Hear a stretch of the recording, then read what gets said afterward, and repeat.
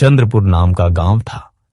ये गांव हमेशा हरा भरा और खुशहाल रहता था, क्योंकि यहाँ की मिट्टी बहुत उपजाऊ थी और यहाँ की फसलों को पानी देने के लिए वर्षा भरपूर होती थी। लेकिन पिछले कुछ सालों से गांव में बारिश बहुत कम हो गई थी। लोग परेशान थे, खेतों में पानी की कमी हो गई थी और फसलें सूखने लगी थी।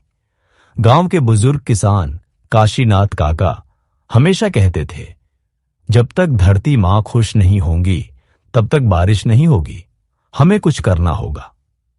वे पिछले कई दशकों से खेती कर रहे थे, लेकिन अब उनका दिल टूट चुका था।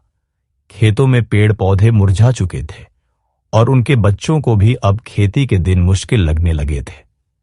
गांव के दो बच्चों ने गांव में सभा बुलाई और सबको एक साथ लाकर एक योजना बनाई। उन्होंने सबको बताया कि वर्षा के लिए हमें प्रकृति से जुड़ना होगा, हमें मिलकर पेड़ लगाना होगा, पानी बचाने के उपाय करने होंगे और प्राकृतिक संसाधनों का सम्मान करना होगा। सिर्फ बारिश से काम नहीं चलेगा, हमें धरती मां की मदद भी चाहिए, राधा ने समझाया। लेकिन वीरू और राधा के जुनून ने सबका दिल छू लिया। उन्होंने मिलकर पेड़ लगाने की शुरुआत की, गांव के तालाबों को पुनर्जीवित किया और नदियों के किनारे साफ सफाई की। बच्चे भी इसमें भाग लेने लगे और देखते देखते पूरा गांव एकजुट हो गया। कुछ महीने बाद चंद्रपुर में मौसम ने करवट ली। पहले हल्की बूंदें गिरी, फिर एक दिन भारी बारिश हुई।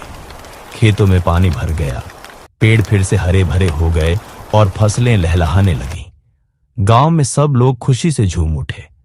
काशीनाथ काका ने कहा, आज हमें समझ में आया कि हमें प्रकृति से लड़ने की बजाय उसके साथ चलना चाहिए। इस बारिश ने हमें यह सिखाया कि जब हम मिलकर काम करते हैं तो हमें किसी चीज की कमी नहीं होती।